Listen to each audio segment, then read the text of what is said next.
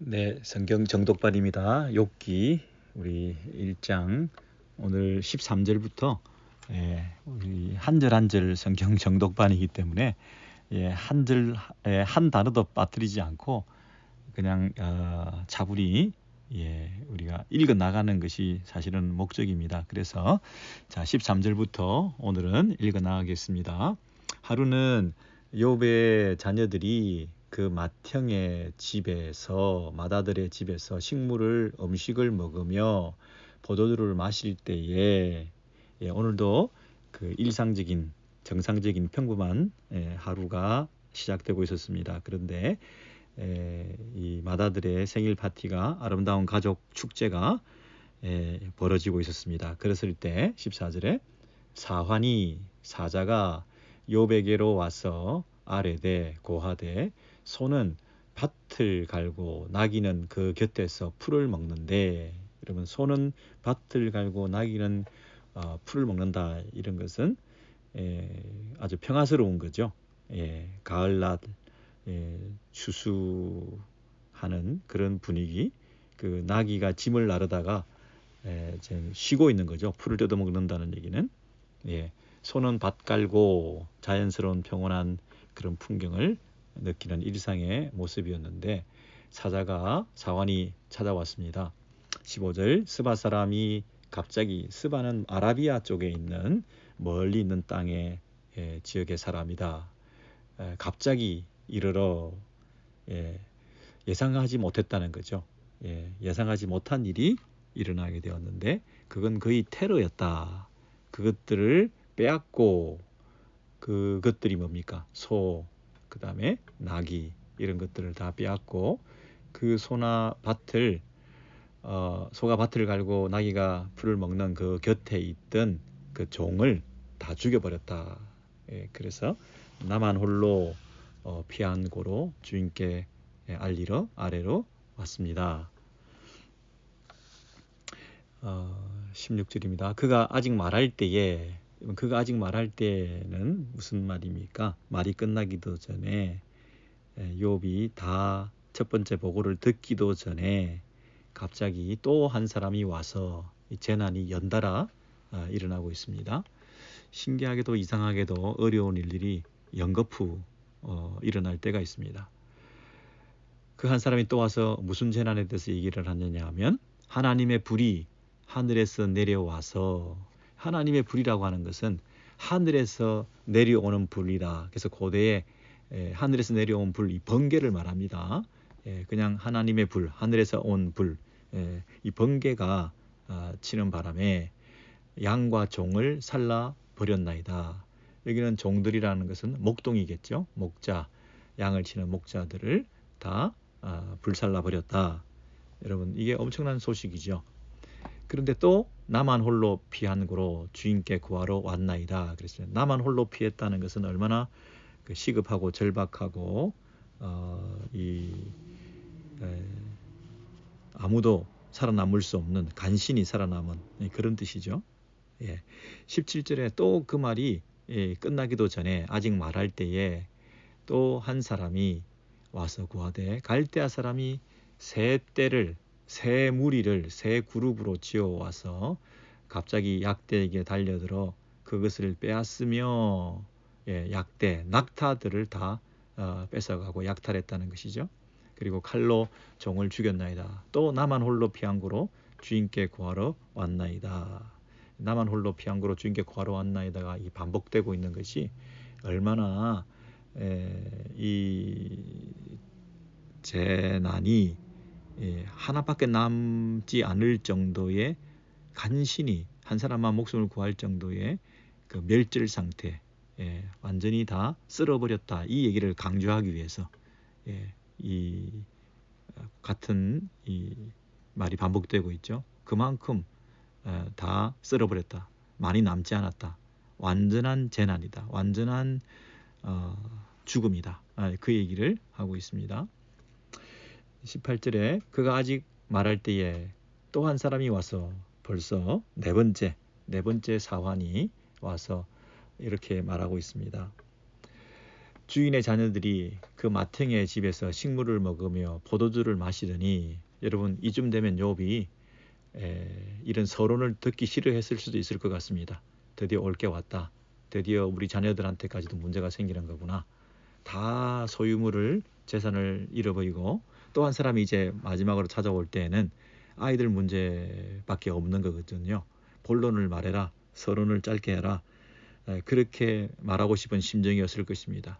그래서 그 아이들이 모여서 파티를 하고 있었는데 19절에 그친들에서 큰 바람이 태풍이 불어와서 집 내 모퉁이를 치매. 여러분 집 내 모퉁이를 쳤다 할 때부터 벌써 아이고 다 폭삭 가라앉았구나. 어디 세 모퉁이 두 모퉁이라서 어디 코너에 살아남을 수도 없는 완전히 다 깔려 죽을 수밖에 없는 사고가 일어나겠구나 이런 생각이 들죠. 내 모퉁이를 치매 그 소년들 위에 무너짐으로 그 청년들 위에 무너짐으로 그들이 다 죽었나이다. 나만 홀로 피하여 간신히 이 소식을 아렵니다. 이 얘기를 들었을 때 20절에 욥이 일어났다 그랬습니다. 욥은 지금 두 차례의 그 갈대아 사람, 스바 사람 이 테러 공격을 한 거고 두 차례의 자연 재해가 번갈아서 연달아 발생한 것이죠. 그래서 이 욥의 현재 상태는 어떤 상태인가요? 하루아침에 알거지가 된 거죠. 하루아침에 파산하게 되고, 그러니까 거부가 하루아침에 빈털터리가 된 거죠. 이런 갑작스러운 불행이 연달아 일어난 사람이 세상에 어디 있겠습니까? 내 모퉁이를 쳤다 이 말 속에 그 피해 규모를 알 수 있는 그런 표현이죠. 이 외상후 스트레스 장애 정말 이 트라우마 카운셀러를 붙여서 이 욥을 회복하기 위해서 치료하는 이런 상담자가 필요할 그런 상황 아니겠어요? 우리가 아무리 어려운 일을 많이 당했다 하더라도 인간 역사에서 이처럼 극단적인 재앙이 그것도 연달아 이렇게 일어나서 고스란히 이런 고통을 당하는 이 전무후무한 이 상태, 소위 말하는 욥의 울타리는 다 무너진 거죠. 이제 모든 것을 잃어버린 그 욥이 보인 반응이 20절입니다. 욥이 일어나 그랬습니다. 그러면 지금 일어났다는 얘기는 그동안 앉아 있었다는 얘기잖아요. 지금까지 욥이 앉아 있었다. 여러분 욥이 앉아 있었다는 것은 어떤 뜻일까요? 그동안 사관들이 보고할 때 그만하게 앉아서 보고를 받고 앉아 있었다? 그건 아닌 것 같습니다. 왜냐하면 너무나 충격적인 소식이 들려오니까 그 소식들 때문에 가만히 앉아 있었을 수는 없었을 것 같습니다. 그냥 비보를 연달아 들으면서 충격을 받아서 그냥 주저앉아서 일어날 수 없는 그런 상태로 지금 앉아 있었다가 완전히 주저앉아서 기력을 상실한 상태에서 살 의욕을 잃어버린 상태에서 이 주저앉아 있었다가 이제 비로소 일어난 것이죠. 아니면 첫 번째 소식을 듣고 놀라서 벌떡 일어났는데 그 두 번째 소식이 연달아 또 오니까 또 털썩 주저앉았다가 그래서 그 소식이 너무나 놀라워서 간신히 또 일어났는데 또 연달아 그런 소식들이 오니까 주저앉기를 계속 반복하게 된 건 아닐까. 털썩털썩 주저앉아서 일어날 수 없는 그런 상태에서 이제 마지막으로 욥이 일어났습니다. 그래서 일어나서 그 슬픔과 비극의 상태에서 다시 반응을 하며 참았던 슬픔을 이렇게 표현하고 있습니다. 일어나 겉옷을 찢고 머리털을 밀고 땅에 엎드려 그랬습니다. 여러분 땅에 엎드렸다는 얘기는 절망적이기 때문에 엎드렸다는 것이 아니라 벌써 이 땅에 엎드림은 무너지는 모습이 아니라 하나님에 대한 예배의 모습으로 땅에 엎드렸다 이렇게 말할 수 있죠. 이 와중에도 이 비극적인 상황에도 욥은 절제와 품위를 갖추고 이런 예배의 태도를 취하고 있다. 예배라는 것이 뭡니까? 예를 갖추어서 절한다. 예배. 근데 하나님 그분께 대한 예배는 어떤 품위와 절제와 또 외양과 형식과 또 그에 걸맞는 이런 예전이 필요합니다. 그죠? 그냥 예를 갖추지 않고 절만 하면 되는 거 아닙니다. 그냥 절만 턱 하고 가면 되는 게 아니라 예를 갖추어서 제대로 절하는 예배를 드려야 되는 거죠. 그래서 겉옷을 찢고 머리털을 밀고 이 슬픔을 극단적으로 표현하면서 땅에 대고 엎드려 그랬습니다. 이 땅에 대고 엎드린다는 것은 예배의 예의를 갖추는 거잖아요. 하나님에 대한 예배의 모습을 이렇게 모습으로도 형식으로도 몸으로도 이렇게 표현하는 거죠. 이 와중에도 절제하고 품위를 갖추고 그 예배를 드리는 행위를 했다는 것이죠. 그래서 뭐라고 그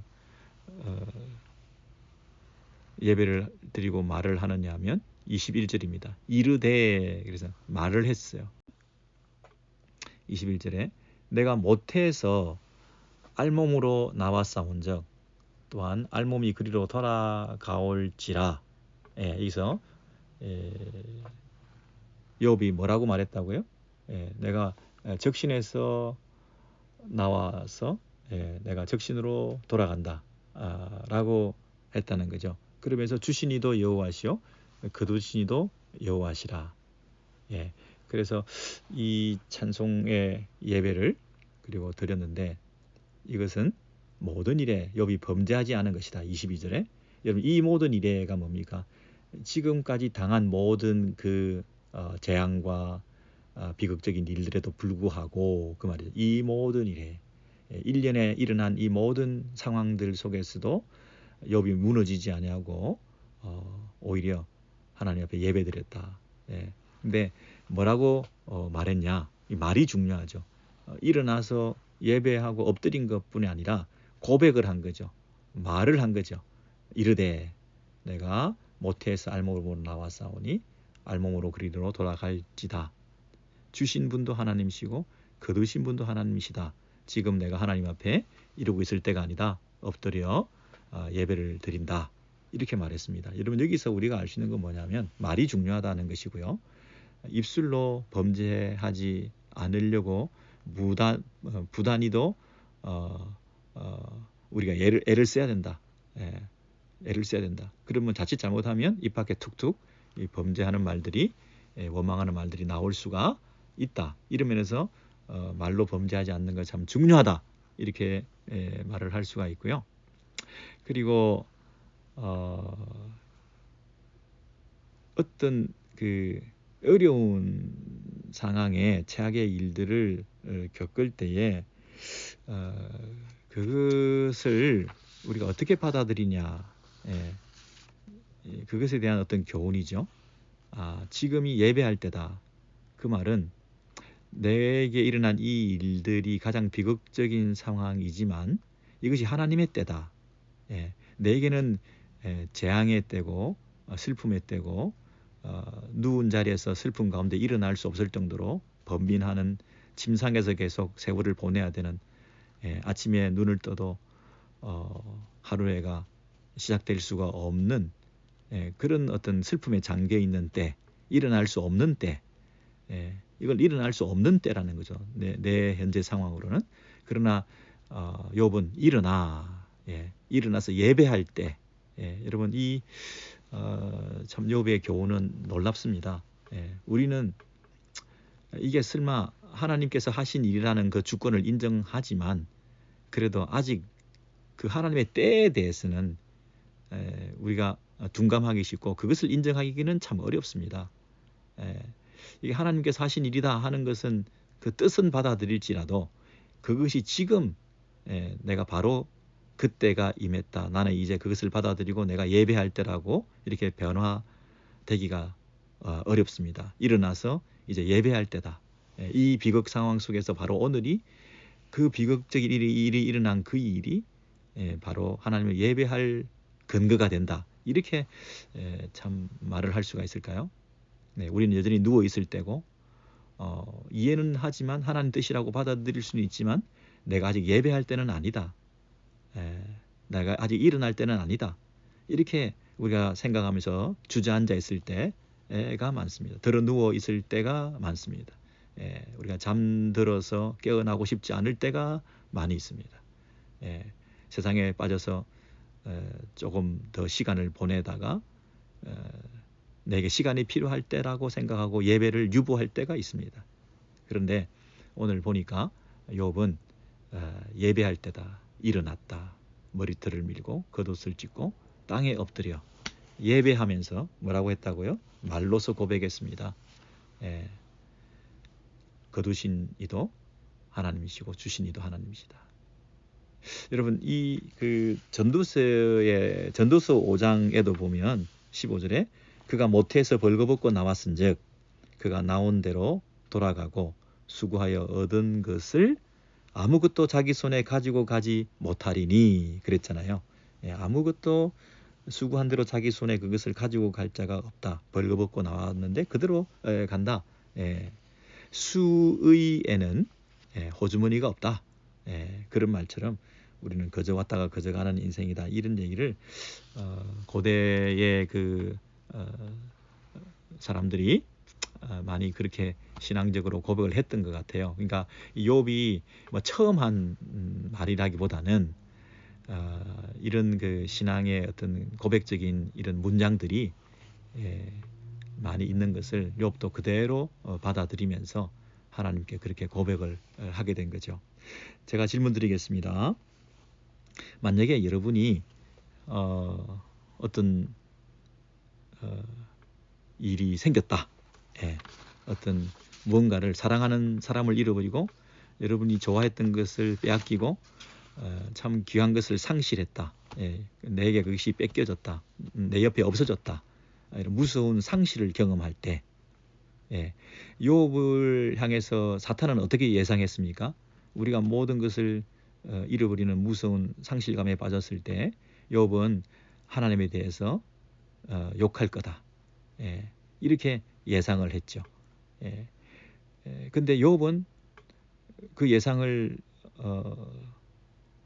뛰어넘는 예상과는 다르게 어떤 고백을 했냐면 오히려 욕하는 것이 아니라 찬송을 했습니다. 하나님을 욕하는 것이 아니라 오히려 하나님을 향하여 찬송을 했습니다. 그리고 그 찬송을 했는데 그 찬송을 그때 했습니다.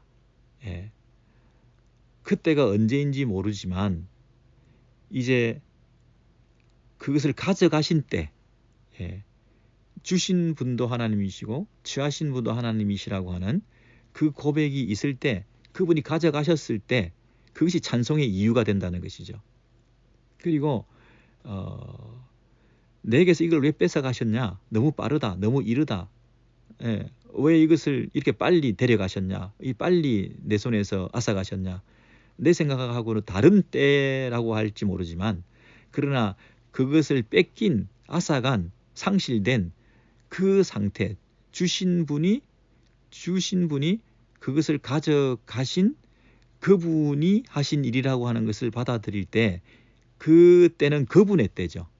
내가 생각할 때 이건 너무 빠르다. 조금 더 있었어야 되는데 라고 말할 수가 없는 거죠.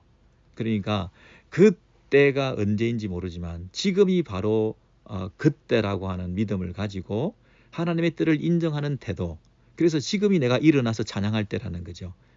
앗아 가셨을 때 그것이 오히려 내가 앉아있을 때가 아니라 주저앉아있을 때가 아니라 일어나서 엎드려 예배할 때라고 말하고 있습니다. 다시 말씀드립니다. 우리가 무엇을 잃어버렸다. 엄청난 것을 빼앗겼다. 상실감을 느낄 때 그때는 우리 뭘 생각해야 됩니까? 욥은 제일 먼저 뭘 생각했습니까? 내가 잃어버렸을 때 제일 먼저 생각한 것은 주신 분을 생각한 거예요. 애초에 그것을 주신 분이 하나님이다. 이 생각을 하는 거예요. 모든 것이 하나님으로부터 왔다. 하나님으로부터 온 그 모든 대상, 그분을 하나님이 지금 가져가셨다. 그러면 가져가신 그분이 가져가신 때에 대해서 그분의 때를 인정해 드리는 거죠. 그때가 지금이다. 이렇게 정리가 되는 거죠. 내가 생각할 때는 너무 빠른 때라고 설파하고 있는데 가져가신 분이 가져가신 그때가 그분의 뜻 안에서 가져가셨기 때문에 그분의 때가 가장 옳은 때라고 얘기를 하고 우리 생각에 옳은 때가 아니라고 자꾸 주장하지 말고 그분의 때에 그분이 가져가셨다고 생각을 하면 지금이 내가 그분께 예배할 때죠. 예, 이게 말처럼 쉽겠습니까만은 원리가 그렇다는 것입니다, 여러분. 예, 그래서 바로 그때에 일어나서 가져가신 분에 대한 믿음을 가질 때 가져가신 그분의 때도 바로 그분의 때에 일어난 일이기 때문에 내가 너무 빠르다 늦다 이 얘기를 하지 말고 그때는 예배할 때로 우리가 삼는다는 것이죠. 예, 그것이 22절까지 결론이었습니다.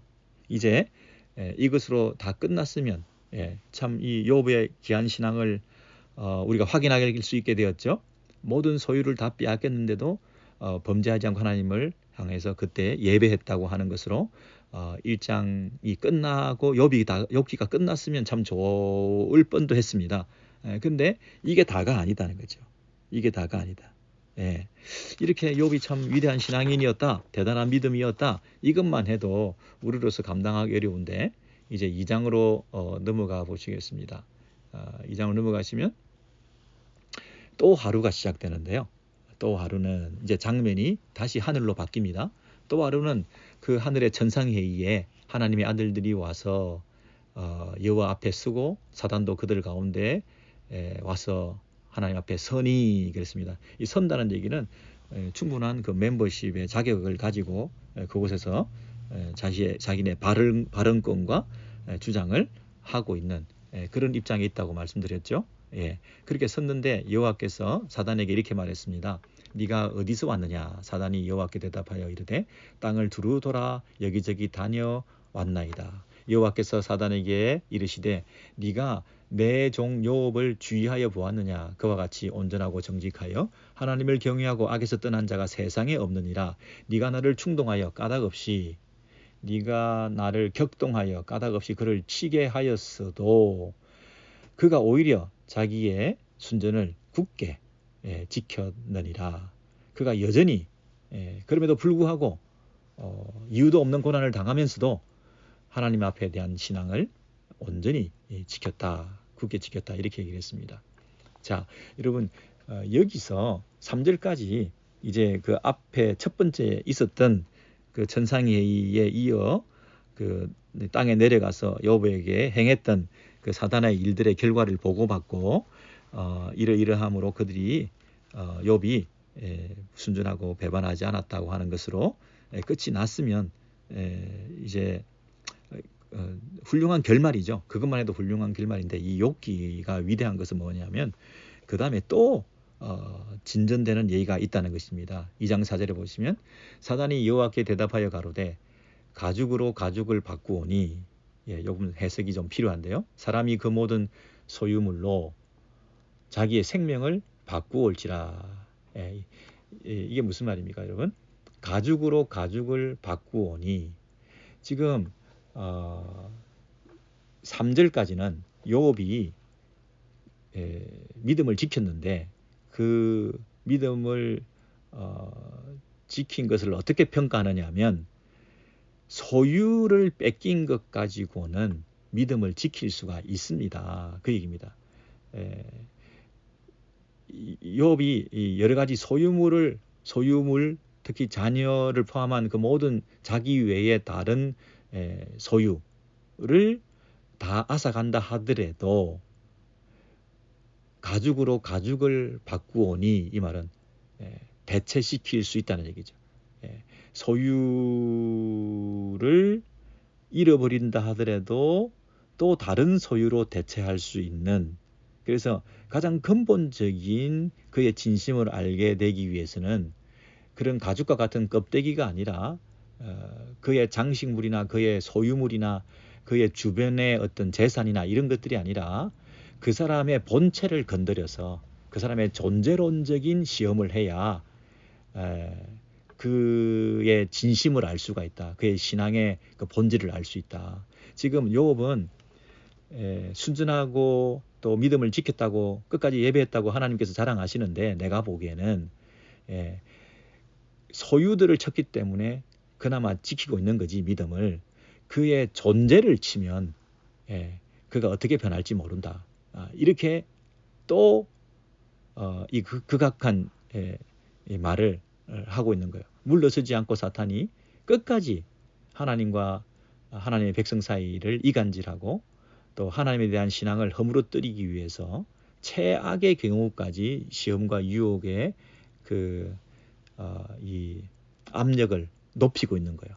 계속 그 풍선을 끝까지 불어대는 거예요. 어떤 정점의 최고에 이르도록 그 갈 때까지 가보겠다는 거예요. 그렇게 해야 진심을 알 수 있다. 이렇게 말을 하고 있습니다. 스킨 포 스킨, 가죽으로 가죽을 바꾸오니, 이 말은 소유로 소유를 대체시킬 수 있다. 생명, 본질, 존재, 이것이 아닌 것들은 진짜 우리의 믿음을 시험할 수 있는 근거가 기준이 되지 못한다. 그 말입니다. 사람이 모든 소유물로 자기의 생명을 바꾸올지라, 모든 소유물로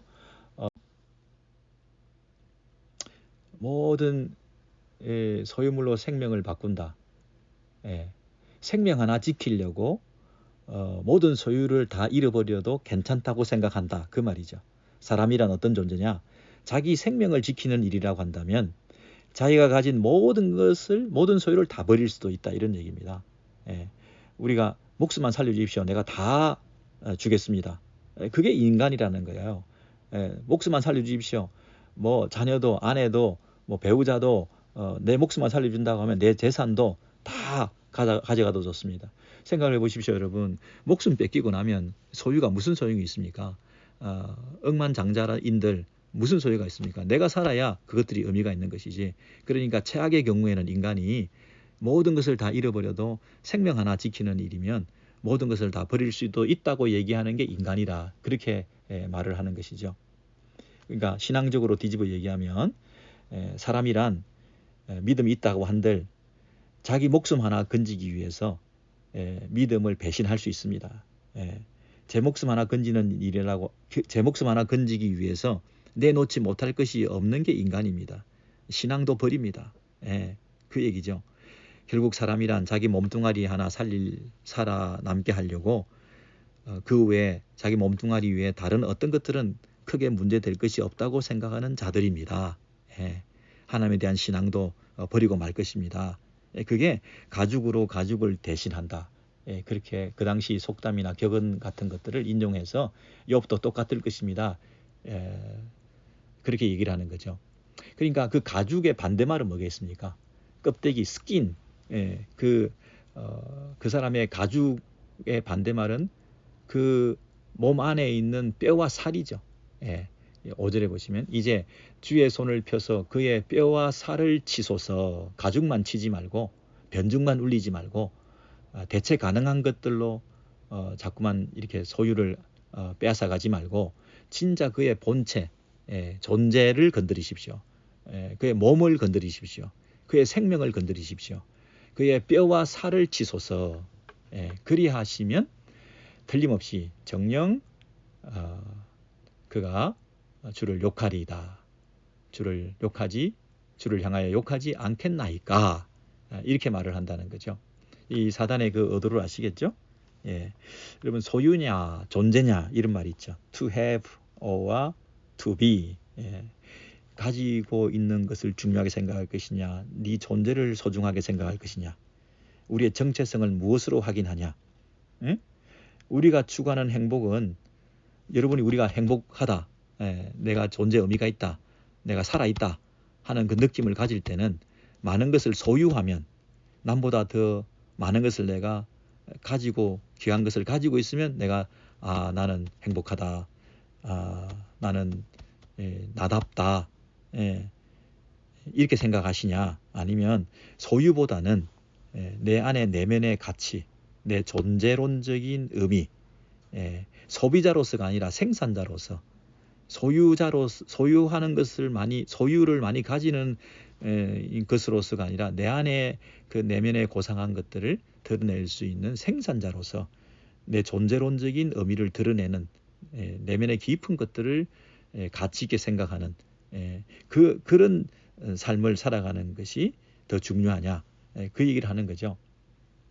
그래서 이 사람이 사는 것은 소유로 사는 것이 아니라 존재로 산다. 이욥의 경우는 소유를 다 뺏겼었지만 아직 존재를 허물지 않았기 때문에 저렇게 여전히 믿음이 있는 것처럼 하지만 그 존재론적으로 자신의 존재를 없애버리면 그가 어떻게 하나님에 대한 믿음을 지킬 수 있겠냐, 그 질문을 계속하고 있습니다. 자, 그래서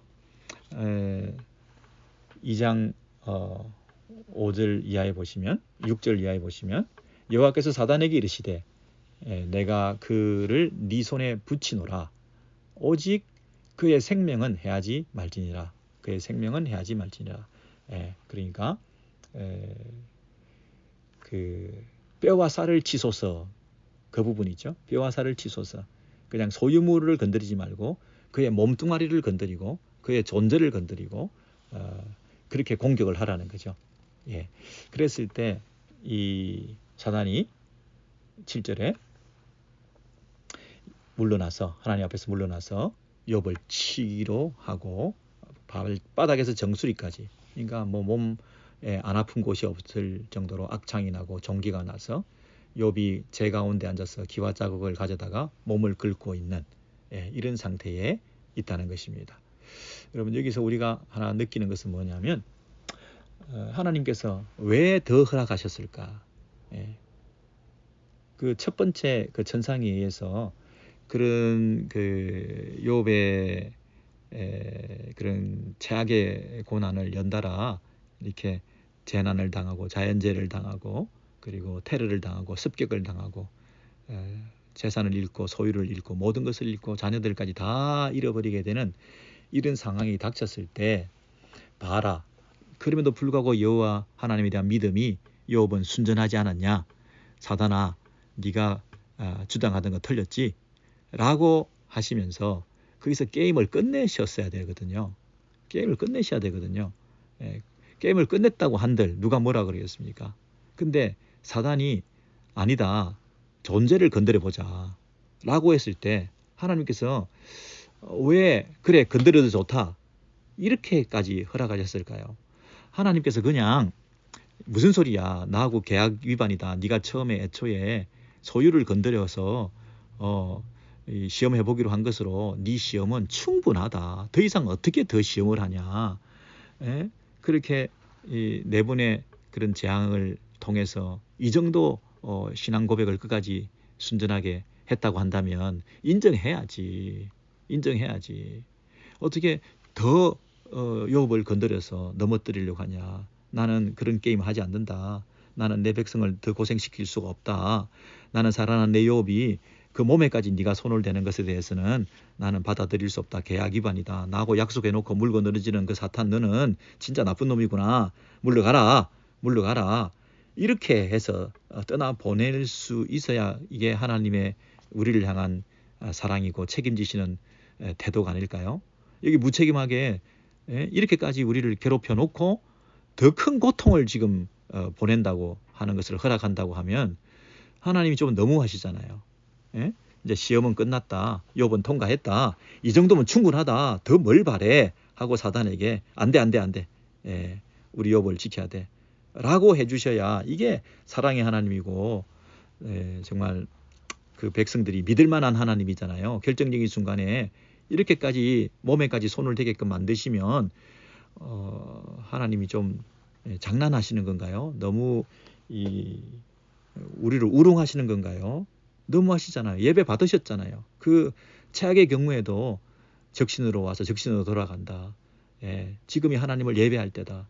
이 와중에도 일어나 하나님께 단을 쌓고 예배하는 이런 정도면 제가 할 만큼 하지 않았습니까? 상을 줘도 상을 주셔야지 여기서 더 큰 벌을 주신다? 더 큰 재앙으로 또 한 단계 더 나를 고통스럽게 한다? 아니 이렇게 예배 드리는 사람이 세상에 천지 어디에 있습니까? 욥과 같은 전무후무한 이런 고난을 연달아 그것도 당하고 나서 예배를 드렸으면 이 정도로 충분하잖아요.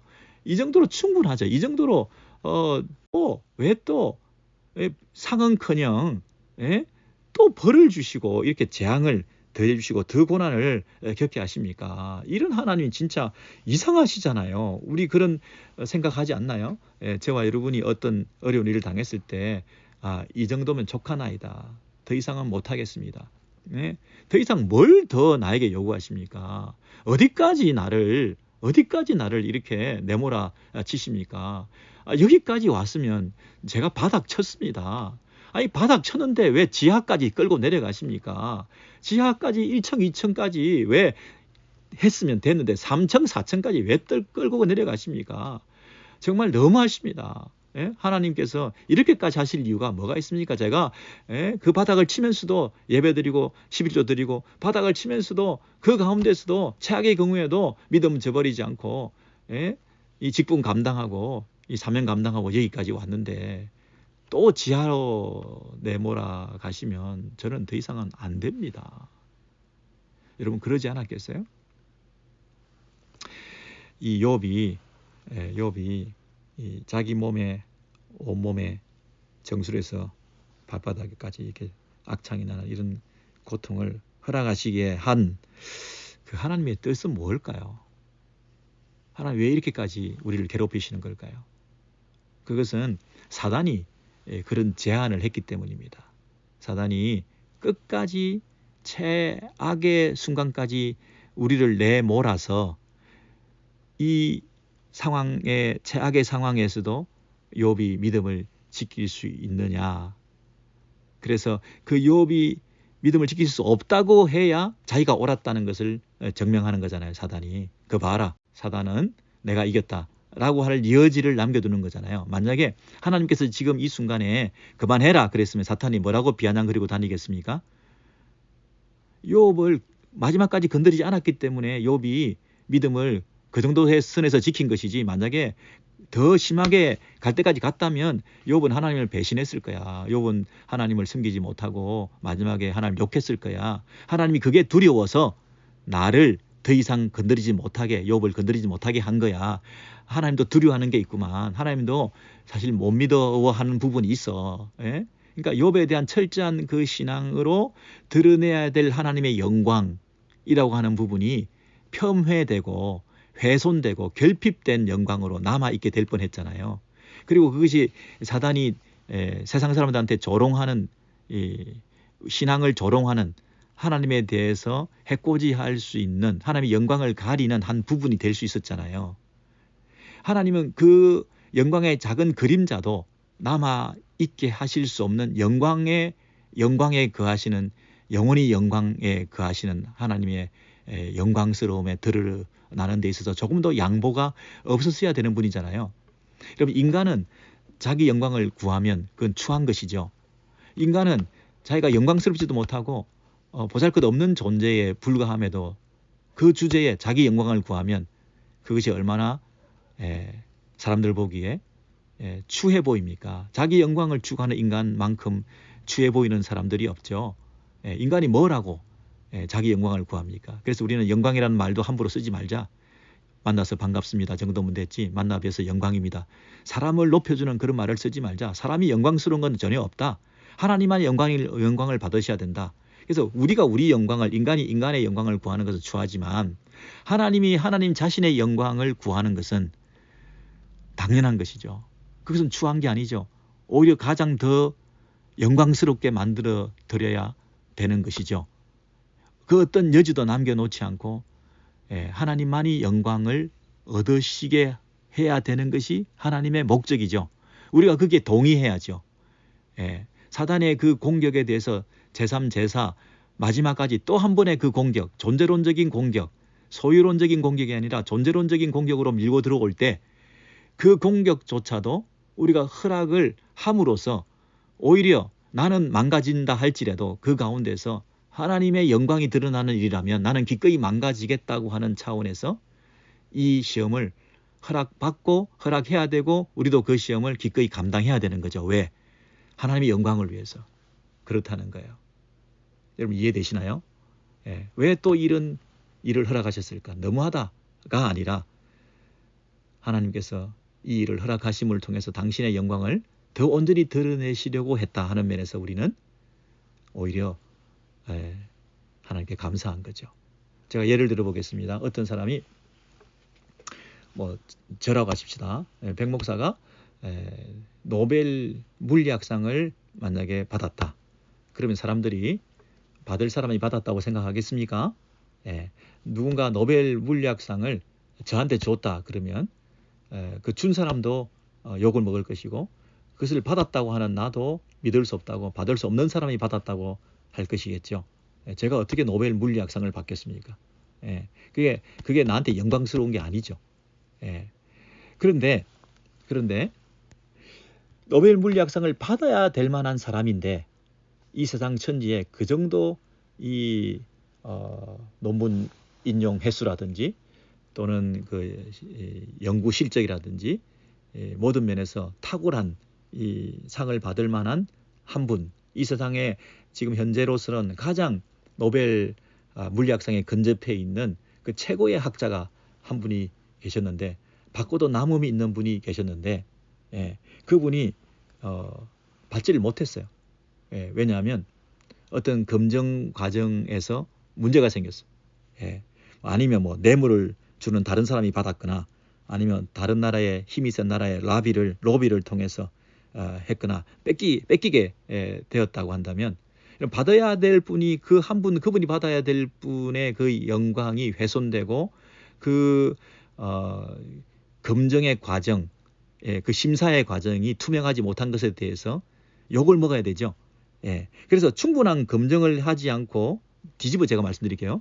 충분한 검사와 검증을 하지 않고 대충 검증을 해가지고 만약에 그분에게 상을 줬다 하십시다. 그러면 대충 검증해서 그 노벨상을 받은 사람이 기분이 좋을까요? 아니, 자기는 충분히 이 검증을 최고까지 하더라도 그 최고의 검증의 결과로 자기가 노벨상을 받아야 그것이 자기에게 좋은 것이지, 시간이 없어서 뇌물 먹어서 그냥 아는 사람을 통해서 대충 검증을 해서 그래서 노벨상을 당신이 받게끔 됐습니다 라고 결과가 왔을 때 그것이 사람들에게 비웃음거리가 될 수 있잖아요. 저분이 돈을 썼어, 저 사람이 검증을 이번에 최선을 다해서 하지 않았대, 시간이 없어가지고 대충 검증했대, 그래도 뭐 그 사람이 받을만 하지, 뭐 저 사람 외에 누가 있겠어 라고 그 사람에게 상을 주는 것으로 어차피 받을 뿐이니까 이번에 주자 라고 했지만 어떤 여지가 남느냐 하면 대충 검증을 했대, 시간이 바빠서 못했대, 아는 사람이 개입해서 그냥 주기로 했대. 만약에 이렇게 되면 그 노벨상을 받는다 하더라도 그 사람의 영광은 가리워지는 거잖아요. 제가 무슨 말씀을 드립니까? 사탄이 존재론적으로 욥을 공격해보자 라고 했을 때 욥의 그 고통이 이미 극심한 경우에 다다랐음에도 불구하고 하나님이 욥을 또 해봐라 이렇게 허락한 것에 대해서 하나님이 잔인하다, 너무하다, 믿을 수 없다, 자기만 위하는 무책임한 분이시네, 너무 이기적이시네, 그렇게 우리를 장난감처럼 놀이개처럼 그렇게 아무렇게나 내놓고 그렇게 고난을 당하게 내버려 두시나, 나를 이 지경에 내버려 두신 하나님이 도대체 사랑이신가, 바다가 아니라 지하까지 나를 내몰아 내시면서 이렇게 고통당하는 내 처지가 너무 한스럽고 하나님이 원망스럽고 왜 이러시냐, 어디까지냐, 어디까지 나를 이렇게 괴롭히시냐 라고 우리가 항변할 수 있을지 모르지만 그 모든 배후에서 하나님께서 원하시는 게 뭐라고요? 당신의 영광이라는 거예요. 당신의 영광. 우리가 더 최악의 경우에까지 내려가서도 우리가 믿음을 지키면 하나님의 영광은 더 드러나는 거죠. 그리고 사탄의 세상 사람들의 조롱거리가 안 되는 거죠. 저 정도 선에서는 나도 믿음 지키겠다. 더 이 최악의 경우까지 안 가봤다면서 그래가지고 무슨 믿음을 지켰다고 말할 수 있냐. 그리고 우리의 믿음이라는 것은 그렇게 대단한 게 아니네, 저들의 믿음이라고 하는 것은. 그리고 저 정도 가지고 하나님께서 당신의 자존심으로 삼고 내 종 욥이라고 말했다고, 하나님의 수준이 한참 낮구만, 저 정도 가지고 내 종이라고 얘기했다고, 하나님의 백성이라고 하는, 하나님의 종이라고 하는 그 기준치가 한참 낮구만, 대단한 거 아니네, 하나님도 별 분 아니신가 보다, 이렇게 될 수 있지 않겠어요? 이런 큰 그림 안에서 2장 6절에서 그 말씀으로 허락하시는 말씀으로 여호와께서 2장 6절에 사탄에게 이르시되 내가 그를 내 손에 맡기노라. 존재론적으로 뼈와 살을 치는 그 일을 허락했다는 것입니다. 그러나 다만 제한적으로 그의 생명만은 해하지 마라. 이렇게 말씀하신 거죠. 그래서 그 정수리까지 발바닥에서부터 종기가 나서 제 가운데 질것을 가지고 몸을 긁고 있는 이런 상황이 발생하게 된 거죠. 얼마나 고통스러웠겠습니까? 최악의 경우입니다. 그러나 이것이 하나님의 영광을 더 선명히 드러내는, 사단에게 빌미와 구실을 주지 않고 하나님을 온전히 드러내는 기회가 되었던 것입니다. 물론 욥은 몰랐습니다. 욥은 천상에서 일어나는 일을 모릅니다. 독자는 얼핏 그 천상의 일을 보고 알 수 있습니다. 그런데 이런 상황에서 하나님의 뜻은 이런 뜻으로 욥에게 이런 재앙을 허락해 주셨는데 과연 사탄이 이렇게 최악의 시험을, 고난을, 유혹을, 고통을 주었을 때 영문도 모르고 이유도 없고 까닭도 없이 천상의 그 결과와 내용과 과정들을 모르는 상태에서 이제 욥은 어떻게 반응할 것인가. 이게 우리 독자들의 관심이죠. 우리는 위에 있는 그 얘기를 알고 있지만 욥은 모르고 있고 이제 욥에게 그 일이 닥쳤을 때 욥이 어떻게 반응할까. 이게 우리의 관심이죠. 독자들이 흥미롭게 보고 있는 지점이죠. 이것이 포인트죠. 근데 이제 그 욥의 반응을 보이기 전에 이제 아내를 등장시킵니다. 9절입니다. 그의 아내가 그에게 이르되 당신이 그래도 자기의 온전함을 굳게 지키느냐 하나님을 욕하고 죽으라. 10절에 그가 이르되 그대의 말이 한 어리석은 여자의 말 같도다. 여러분 이 욥이 참 인격자입니다. 이 인류 최악의 아내 3대 악녀 악처 중에 한 사람이라고 말할 수 있는, 흔히 그렇게 얘기하잖아요. 이 욥의 아내에게 욥은 뭐라고 인격적으로 이렇게 대화를 하고 그에 대해서 말을 하느냐 하면 그녀가 어리석다 이렇게 말하지 않습니다. 그대의 말이 한 어리석은 여자의 말과 같도다 이렇게 말합니다. 한 어리석은 여자의 말과 같도다. 얼마나 완곡한 표현인지 모릅니다. 네가 어리석다. 아내를 직접 타겟으로 공격하지 않고 그대의 말이 한 어리석은 여자의 말 같도다. 네가 어리석은 말을 했도다가 네가 어리석은 말을 하는 사람들의 그 말과 같이 네가 그 말을 하는 것은 옳지 않다. 내 아내가 이렇게 어리석은 아내가 되어서는 안 된다. 아내답지 않다. 우리 이 어리석지 않은 아내인 당신에 어울리지 않는 말을 지금 마치 어리석은 여자들이 하는 말과 같이 이렇게 말을 했다. 이렇게 아내를 존중하면서 직접 공격하지 않고 그렇게 말하고 있습니다. 당신 참 이분의 어리석지 않은 말을 했어야 되는데 어리석은 여자들처럼 당신답지 않게 평소 당신답지 않게 어리석은 여자들처럼 하는 말을 당신이 어떻게 이분이 그렇게 하게 됐소?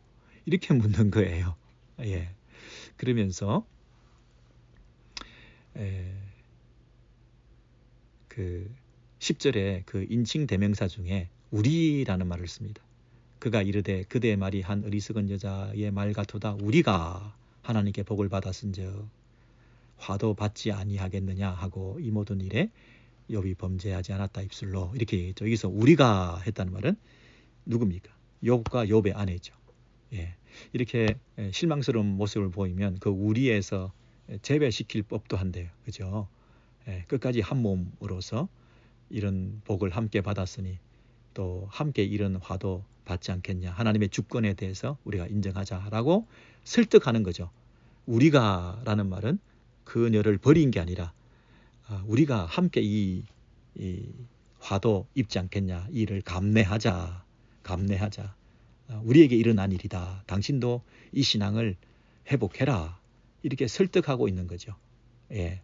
그래서 이 욥의 아내의 이 이후의 행적에 대해서는 우리가 잘 모르겠으나 끝까지 욥은 욥의 아내에 대해서 인격적인 태도를 취하고 설득하고 또 함께 이 신앙의 자리에 가야 된다. 이렇게 초청하고 있는 모습을 볼 수 있습니다. 여러분 사단이 이렇게 공격을 해왔을 때 그만해라. 이 정도면 됐다. 라고 말할 수도 있었지만 사단에게 욥을 건드리는 일을 허락했다는 것을 통해서 우리가 뭘 교훈받습니까? 네, 어떤 인간에 대한 배려보다는 하나님의 영광, 이것이 더 중요하다. 인간을 많이 위로하는 것보다는 하나님의 공의가 더 선명히 드러나야 된다. 인간에 대한 사랑으로 접근해서 다독거리는 것보다는 하나님의 선하심과 영광스러움이 더 선명히 충분히 드러나야 된다. 그냥 그만하시오. 사탄 그만. 스탑. 시험 끝. 이러고 끝나는 것보다는 우리가 참 더 고통스러운 상황에 내몰린다 할지라도 그 일을 통해서 하나님의 영광의 그 충만하심, 하나님의 하나님 되심이 드러나야 된다. 이 인류 세상 우주 만물 통치 가운데 오직 한 분 하나님께 그 어떤 영광의 그림자도 드리워서는 안 된다. 받으셔야 될 영광을 받지 못하는 것이 문제지. 이 노벨상을 받을 분이 받아야 되는데 검증 과정이 허술해서 그 영광을 노벨상을 받는들 그것은 곤란한 거잖아요. 철저한 검증이 필요하다 하는 차원에서 하나님께서 우리에게 또 한 번 이런 어려움을 주셨다는 것을 우리가 믿음으로 받으시고 영적 질서와 통치, 이 우리 눈에 보이는 세상 바깥에 일어나고 있는 이 모든 원리들을 잘 파악하셔서 우리가 믿음으로 여러분 참고 인내하시면서 하나님 영광을 위해서 우리가 살아내실 수 있으면 좋겠습니다.